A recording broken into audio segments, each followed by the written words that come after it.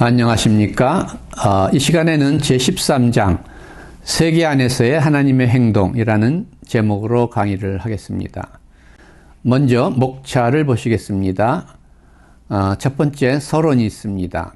두 번째 존 폴킹혼 양자역학과 카오스 체계에서의 하향식 인과율, 세 번째 토마스 트레이시 틈 의존적 초점적 하향식 인과율, 네 번째 낸시 머피 개입과 전일적 하향식 인과율의 중도, 그리고 다섯 번째 아스피콕 전일적 하향식 전체 부분 인과율, 그리고 여섯 번째 결론, 이런 순서로 진행되겠습니다. 먼저 서론입니다. 세계 안에서의 하나님의 섭리는 어떻게 이루어집니까? 목적론적 세계관이 지배했던 서구의 전근대적 시기에는 작용인 efficient cause와 더불어 목적인 final cause가 사건의 인과율의 본질적 요소로 간주되었습니다. 예를 들면 아퀴나스는 모든 사건에 작용하는 인과적 힘으로서 목적인, 즉 하나님의 목적과 의도의 역할을 강조했습니다. 그러나 근대 시기에 모든 사물의 작용을 물리적 관점에서 설명하는 고전 물리학이 등장한 이래로 목적론적 관점은 설 자리를 잃게 되었습니다. 라플라스의 생각처럼 물리세계의 철저한 인과적 결정론으로 인해 우리가 모든 과거와 미래의 상태를 측정하고 예측할 수 있다면 하나님의 행동을 위한 자리는 없을 것입니다. 그러나 오늘의 과학시대에도 신학은 섭리 개념을 포기할 수 없습니다. 그렇다면 하나님의 목적과 의도는 세계 안에서 어떤 방식으로 작용하는 것입니까? 다시 말하면 하나님은 세계 안에서 어떻게 행동하시는 것입니까? 세계 안에서의 하나님의 행동에 관한 논의의 목적은 세계 안에서의 하나님의 행동을 증명하는 것이 아니라 하나님의 행동을 오늘의 과학적 세계관과 충돌하지 않는 방식으로 설명하는 것입니다. 오늘날 일반적으로 신학자들은 과학 법칙과 자연 법칙과 충돌하거나 자연 법칙을 깨뜨리는 개입, 인터벤션으로서의 하나님의 행동 개념은 논의의 대상에서 제외합니다. 이른바 기계장치의 신, 데우스 엑스 머시나 개념은 오늘날의 과학적 세계관과 조화되기 어렵습니다. 오늘날의 신학의 주된 과제는 세계 안에서의 하나님의 행동을 과학과의 대화를 통해 이해 가능한 방식으로 설명하는 데 있습니다. 이와 같은 전이해를 가지고 몇몇 과학 신학자들의 사상을 중심으로 세계 안에서의 하나님의 행동에 대한 이해를 살펴보고자 합니다. 존 폴킹혼 양자역학과 카오스 체계에서의 하향식 인과율에 대해 말씀드립니다. 존 폴킹혼은 비판적 실제론자입니다. 그는 하이젠베르크의 양자이론인 불확정성의 원리가 함축하는 지식의 한계를 존재론적 비결정성의 반영으로 받아들입니다.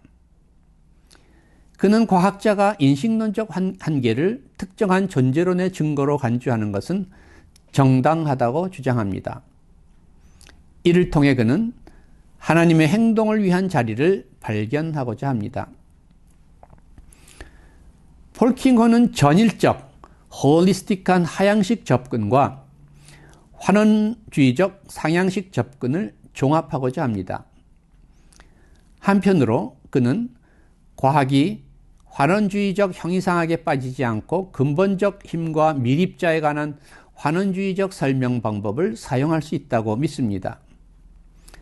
다른 한편 그는 물리적 환원주의 인과율에 대한 대안으로 하향식 접근을 제시합니다. 즉 그는 환원주의적 설명 방법을 사용하지만 전체 체계가 그 체계를 구성하는 부분에 변화를 줄 수 있는 가능성을 제시합니다. 이 하향식 인과율은 의식과 몸의 관계에서 잘 드러납니다. 세계 안에서의 하나님의 행동은 몸에 대한 정신, 영혼의 관계와 유사합니다. 폴킹어는 주관적 의식의 환원 불가능성이 하향식 인과율의 정당성을 부여한다고 생각합니다.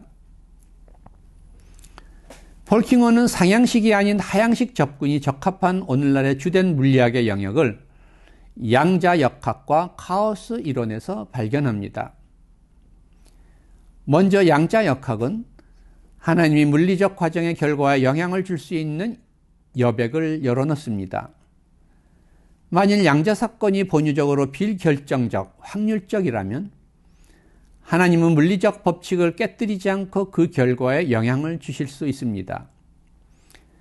폴킹어는 말합니다.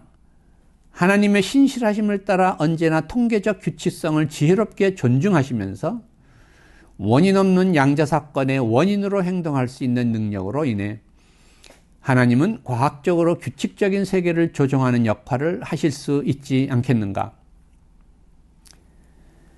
하나님은 과학 법칙을 위반하지 않고 양자 차원의 일련의 사건들이 세계 안에 다른 결과를 초래하도록 하실 수 있습니다. 그런데 하나님의 행동에 대한 양자적 접근의 문제는 어떻게 양자 차원의 개입이 거시물리적 결과로 증폭되는지 분명치 않다는 데 있습니다. 우리는 어떻게 양자사건이 사고에 영향을 주는 뇌의 변화를 이야기하는지 아직 알지 못합니다. 다른 한편 카오스 체계는 연력학 평형과는 거리가 먼 역동적 체계로서 초기 조건에 대한 놀라운 민감성을 보여주며 따라서 결과를 정확하게 예측하는 것은 불가능합니다. 폴킹어는 이 체계의 본유적인 비예측적 성격으로 인해 이 체계가 개방성과 통전성, 인티그리티를 지니고 있다고 봅니다. 즉 카오스 체계에서는 환원주의적 요소가 미래의 사건을 절대적으로 결정하지 못하며 따라서 다른 인과적 원리를 위한 여백이 남겨지기 때문에 개방적이며 이 다른 인과적 원리의 성격이 전일적 또는 하향식이어야 하기 때문에 통전적이라는 것입니다.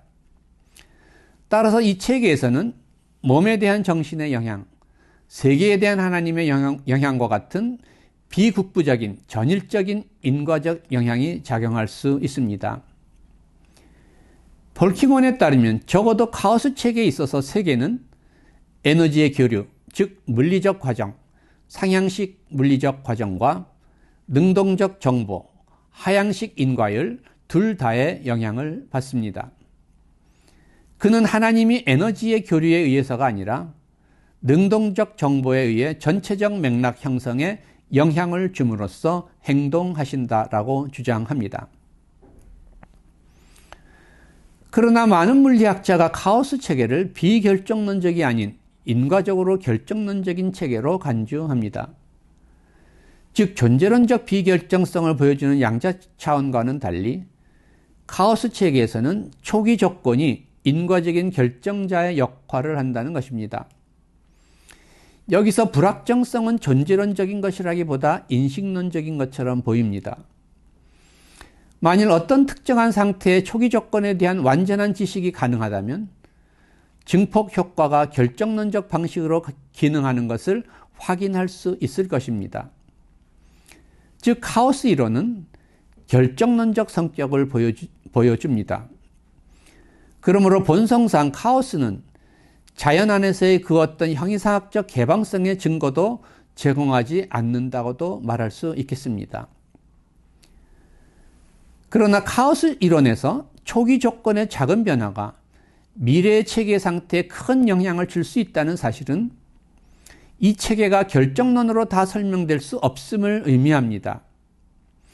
이 체계에서는 초기 조건에 대한 민감성이 매우 크기 때문에 초기 조건을 구성하는 미시적 차원의 미립자의 위치나 운동량을 정확하게 측정하는 것이 거시적, 장기적 예측을 위해 필수적입니다. 그러나 양자 차원은 비결정론적이기 때문에 정확한 측정이 불가능합니다. 따라서 카오스 체계에서의 결정론적 예측도 불가능하게 됩니다.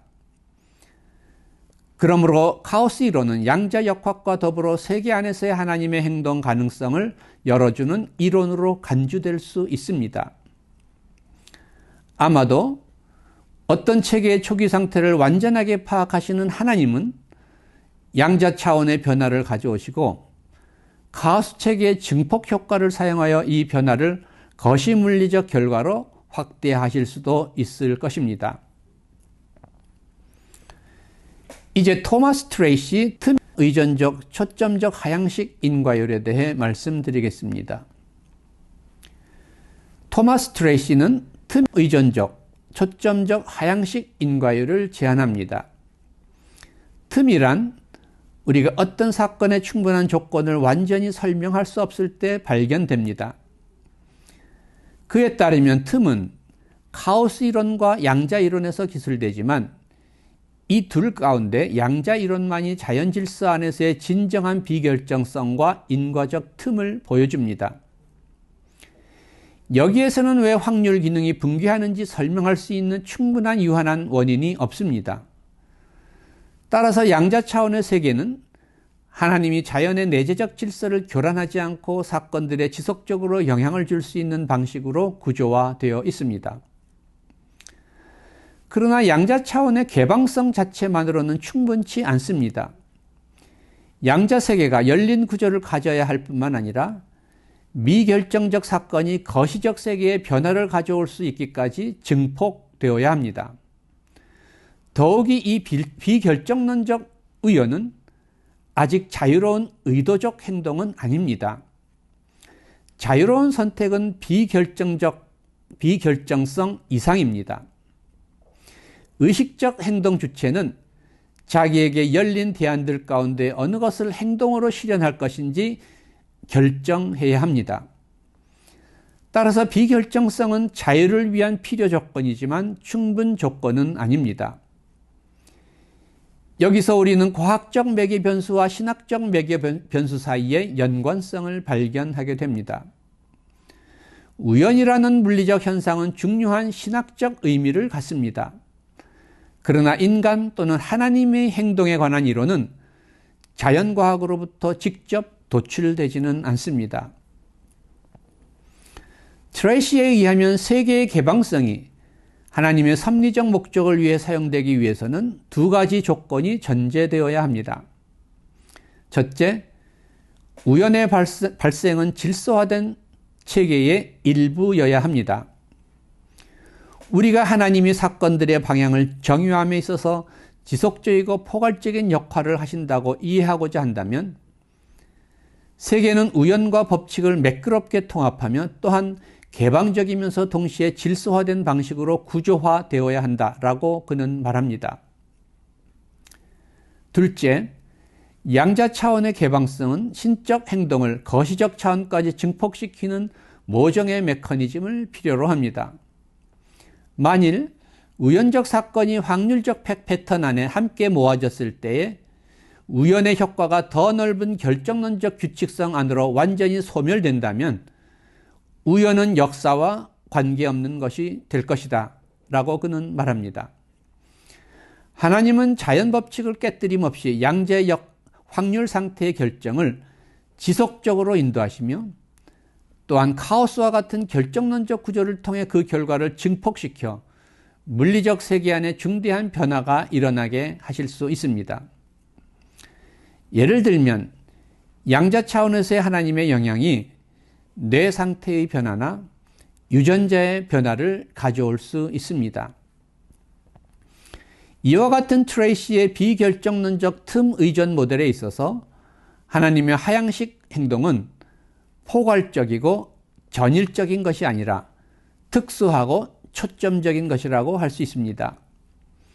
이 모델은 인간과의 관계에 있어서 하나님의 특별한 의도 안에서 설득과 유인을 통해 인간의 자유로운 결정과 행동에 전일적 영향을 주실 수 있는 하나님의 행동을 설명하는 데에는 다소 한계가 있어 보입니다. 이제 낸시 머피 개입과 전일적 하향식 인과율의 중도에 대해서 말씀드리겠습니다. 낸시 머피는 신적 행동에 관한 개입주의 이론과 특수한 신적 행동을 위한 자리를 남겨놓지 않는 비초점적인 전일적 모델 사이의 중도를 추구합니다. 머피는 인간의 행동과 구별되는 특수한 신적 행동 개념과 아울러 자연 법칙을 위반하지 않는 범위 내에서 전통적인 기적 개념에 해당하는 비일상적인 신적 행동 개념을 보존하고자 합니다. 그녀는 이와 같은 신적 행동 개념을 통해 세계의 어떤 결과를 직접 가져오는 행동으로서의 전통적인 하나님의 행동 이해와 이와 달리 추가적인 하나님의 행동 없이 신적 의도를 간접적으로 실현하는 자연적 과정으로서의 뉴턴 이후의 표준적 모델 사이를 중재하는 제3의 길을 제시하고자 합니다. 머피는 자연 법칙의 규칙성을 보존하면서도 인간의 자유의지와 신적 인과율을 위한 자리를 확보하고자 합니다. 즉 그녀는 뉴턴 물리학의 중요한 특징들인 결정론, 환원주의적 설명, 그리고 자연 법칙의 존재론화에 도전합니다. 그녀는 하나님에 의한 하향식 인과율을 그것이 영향받는 존재 안의 특수한 변화에 의해 매개되는 것인 한 변호하고자 합니다. 하나님의 하향식 인과율은 어떻게 가능합니까? 어떻게 기능합니까? 머피에 따르면 하나님은 자연 법칙을 깨뜨리지 않고 양자 차원에서 세계에 영향을 주며 카오스 효과를 통해 이 영향을 증폭시킴으로써 세계 안에서 중요한 결과가 초래하도록 만드십니다. 그녀는 양자 차원의 실제가 뷰리단의 당나귀의 축소판과 같다고 봅니다. 뷰리단의 당나귀란 당나귀 앞에 동일한 만족을 주는 건초묶음과 물동이가 놓여 있는데 배도 고프고 목도 마른 당나귀는 어떤 것을 선택하고 어떤 것을 포기할 수 없어 죽게 될 것이라는 이야기입니다. 당나귀는 어느 하나를 선택하여 행할 힘이 있습니다. 문제는 무엇이 당나귀로 하여금 그 행동을 선택하도록 유도하는가 하는 것입니다. 양자의 경우에 있어서 비결정적인 상태가 어느 한 결과로 나가도록 추진하는 힘은 바로 하나님입니다. 하나님이 숨어있는 변수입니다. 양자 사건에 대한 물리적 영향과 더불어 그 안에 내재한 가능성들 가운데 하나를 현실화시키는 하나님의 의도적 행동이 있습니다.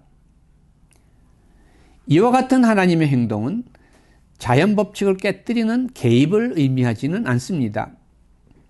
머피에 따르면 양자역학과 마찬가지로 카오스 체계도 자연의 인과적 질서에 대한 우리의 믿음을 훼손하지 않고 하나님이 특수한 결과를 야기할 수 있는 여지를 제공합니다. 하나님의 특수한 행동은 모든 양자 차원의 사건들 안에서 항시적으로 일어나며 이 행동이 우주 전체를 하나님의 목적을 향해 인도합니다. 또한 이 행동이 신경계를 상향식으로 조작함으로써 우리의 사고에 영향을 줍니다. 머피는 자신의 모델을 통해 역사 안에서의 하나님의 의도적 행동과 탄원 기도를 위한 자리를 마련하고자 합니다. 머피는 하나님의 하향식 영향과 세계 안에서의 상향식 인과율 모두가 양자 차원의 현상 안에서 가능하다는 것과 카오스 효과가 양자 효과를 더 광범위하게 확대할 수 있다는 것을 보여주고자 했습니다. 그녀의 견해는 폴 킹원과 유사하지만 그보다 더 강한 신학적, 교리적 전제를 보여준다고 할 수 있습니다. 이제 아서 피콕 전일적 하향식 전체 부분 인과율에 대해 말씀드리겠습니다. 세계 안에서의 하나님의 행동에 대한 폴 킹원, 트레이시 머피의 견해는 다소의 상이점들에도 불구하고 하나님께서 비결정론적인 양자세계 안에서 초점적 하향적 인과율을 통해 비개입적이지만 직접적이고 구체적인 방식으로 행동하시고 카오스 체계를 통해 이 영향을 증폭시킬 수 있다는 것을 인정한다는 점에서 공통점을 갖는 것으로 보입니다. 그러나 아서 피콕은 이들의 견해에 동의하지 않습니다. 피콕은 양자 차원에서 하나님이 행동하신다는 가설은 논리적 모순은 아니지만 물리적 세계에 대한 인간의 유한한 지식의 한계를 넘어서는 것이라고 주장합니다.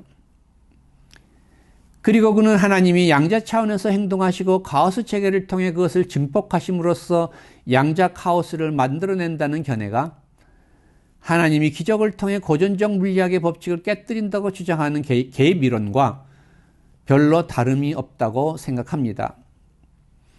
다른 점이 있다면 이 개입이 뉴턴의 우주에서는 드러나지만 양자 세계에서는 숨겨져 있다는 점이라는 것입니다.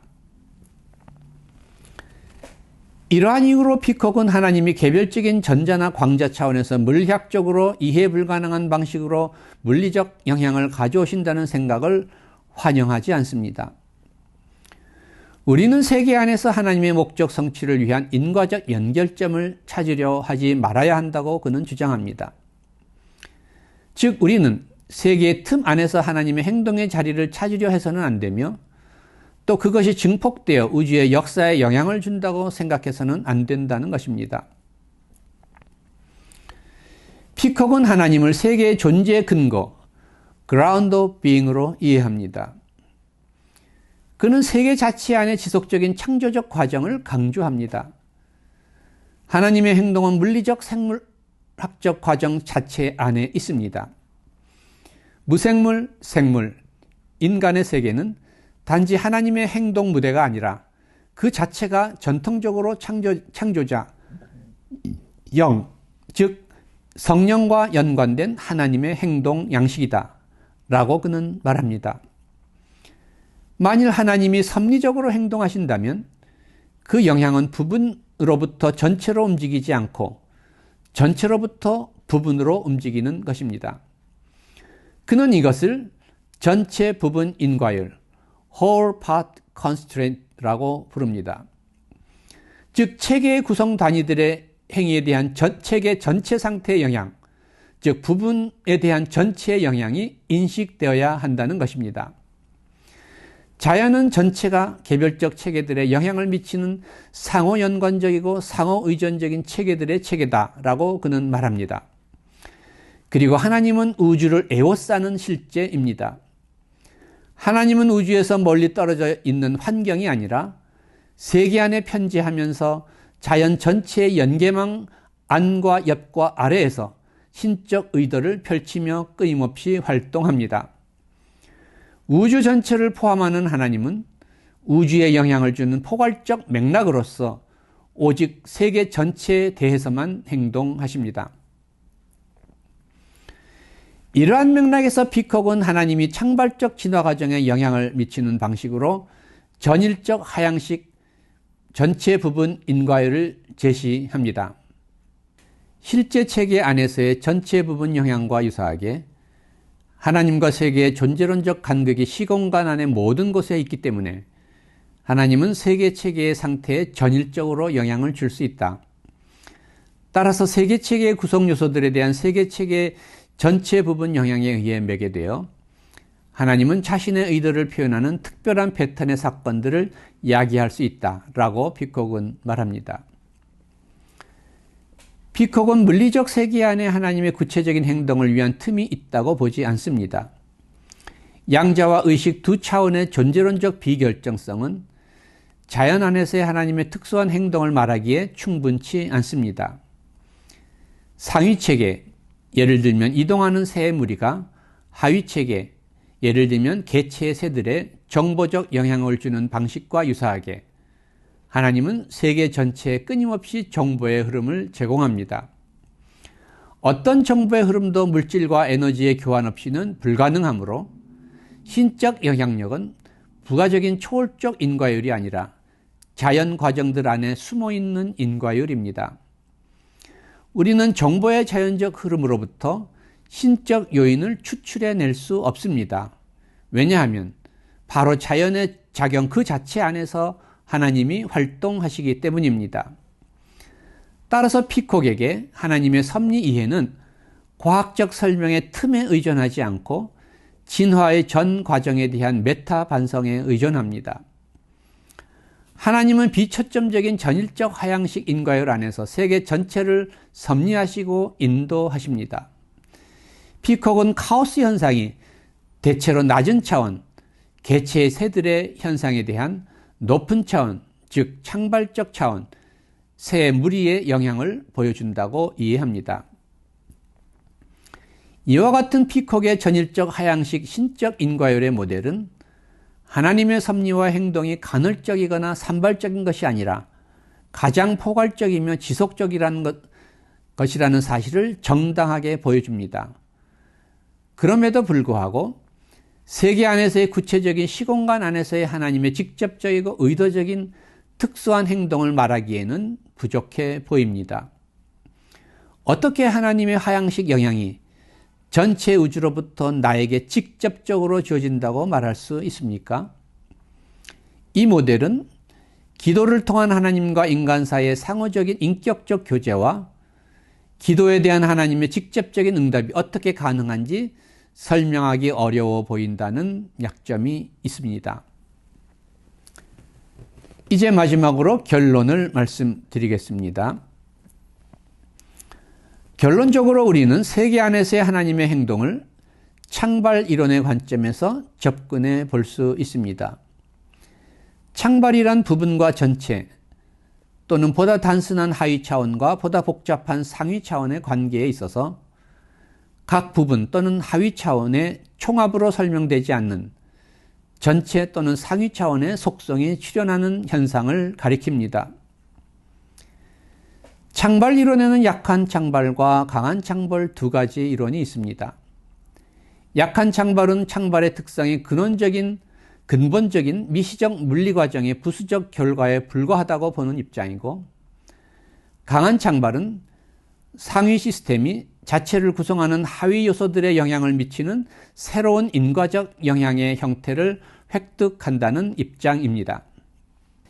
약한 창발론자와 강한 창발론자는 인식적 새로움, 즉 독특하게 새로운 그 무엇이 출현한다는 사실과 개념적 비환원성, 즉 창발된 상위 차원이 미시물리적 요소들에 대한 설면적 모델로 설명되지 않는다는 사실에 함께 동의합니다. 하지만 강한 창발론자는 여기서 더 나아가 상위의 창발 특성들과 과정들이 인과론적으로 유효한 존재론적 실제라고 봅니다. 즉 강한 창발 이론은 하향식 인과율, 다시 말하면 보다 포괄적인 상위 구조가 그 구성 요소들의 인과적 영향을 미친다는 사실을 전제합니다. 하지만 강한 존재론적 창발 이론은 생물적, 생리적, 사회적 차원의 조직의 창발을 선행하는 물리화학적 차원의 상향식 영향을 전제합니다. 결과물이 아닌 창발물은 없습니다. 따라서 강한 창발론자들은 어떤 경우에 구성 요소들로의 인과적 환원이 충분한 설명이 되지 않음에도 불구하고 상향식 인과율에 대한 환원론적 분석을 사용합니다. 창발 이론을 중심으로 한 과학적 자연신학의 논증은 전통적인 자연신학처럼 하나님의 존재를 증명하기 위한 것이 아니라 과학이론과 신학 전통 사이를 가교하고, 그렇게 함으로써 과학에는 방향을 제시하고 신학에는 이해 가능성을 제공하기 위한 것입니다. 자연이 비환원론적인 강한 창발의 사례를 포함하고 하나님이 세계 안에서 활동하는 창조자라면 창발 이론과 유신론적 전통 사이에는 모종의 연결점 또는 공명이 가능하다고 할 수 있겠습니다. 세계 안에서의 하나님의 행동은 두 가지 창발 안에 네 가지 행동 방식을 통해 설명될 수 있습니다. 먼저 두 가지 창발 유형, 즉 약한 창발과 강한 창발은 반드시 양자택일적인 관계에 있어야 할 이유가 없다는 점이 언급될 필요가 있겠습니다. 왜냐하면 이 두 유형의 창발은 얼마든지 서로 다른 경우에 모두 발생할 수 있기 때문입니다. 먼저 약한 창발에 있어서는 상향식 부분 전체 인과율이 지배적으로 작용합니다. 여기서 창발된 새로운 전체 속성은 그것을 구성하는 부분의 속성에 강하게 수반됩니다. 따라서 여기서는 물리적 환원주의 방법이 지배적으로 사용될 수 있습니다.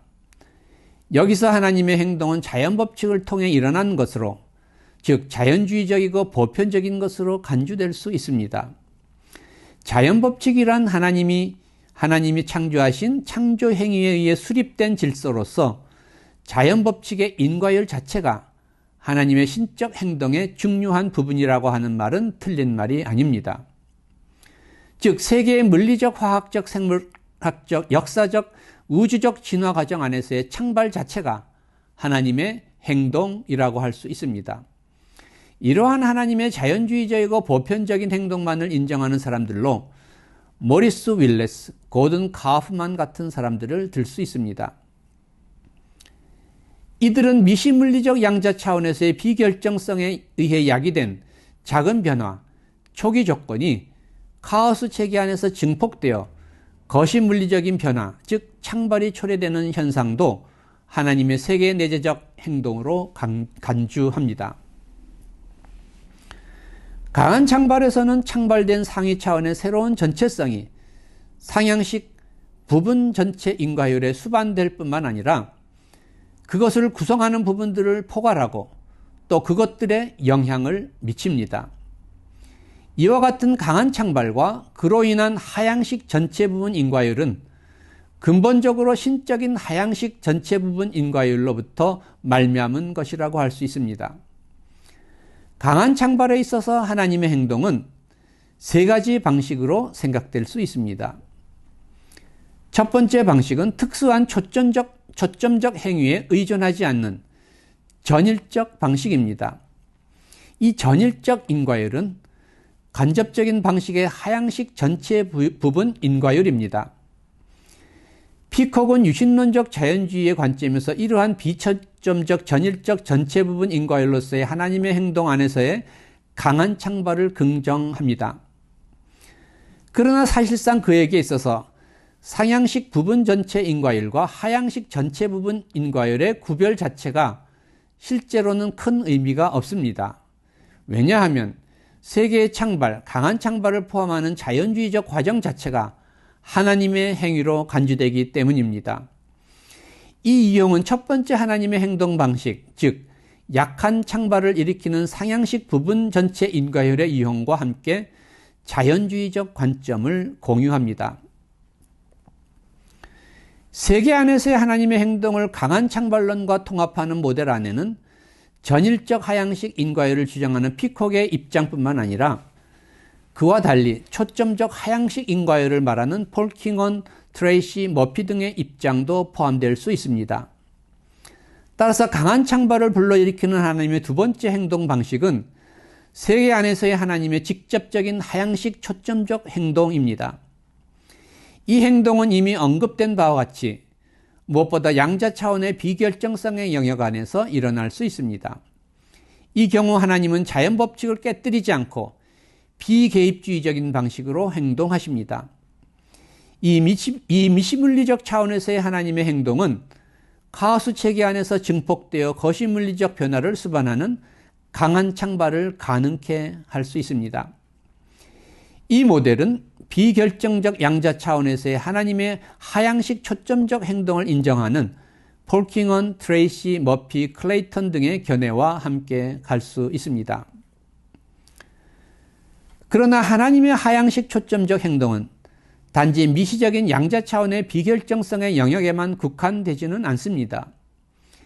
인간의 하나님의 형상은 인간이 자유의지를 지닌 주체로서 하나님과 나와 당신의 관계를 맺을 수 있는 존재로 지음을 받았다는 사실에 있습니다. 인간은 영이신 하나님과 직접적인 관계를 가질 수 있도록 지음을 받았습니다. 인간의 영적 차원에서 하나님은 자유의지를 지닌 인간과 대화적 관계 안에서 직접적인 방식으로 행동하시므로 회개를 통한 삶의 근본적 전환과 같은 창발적 새로움을 가능하게 하실 수 있습니다. 강한 창발을 가능케 하는 세 번째 하나님 행동 방식은 종말론적 미래의 도래에 의한 새로운 가능성의 실현을 주장하는 종말론적 유신론에 의해 대변됩니다. 이 모델은 판넨베르크와 몰트만 등의 신학에 나타납니다. 판넨베르크는 종말론적 유신론의 모델 안에서 창발을 이해합니다. 그는 자연 법칙을 자연적 사건들의 발생 방식을 규정하는 규범, 프리스크립션이 아니라 사건들이 신적 섭리 안에 어떻게 통상적으로 일어나는지에 대한 일반적인 기술, 디스크립션으로 이해합니다.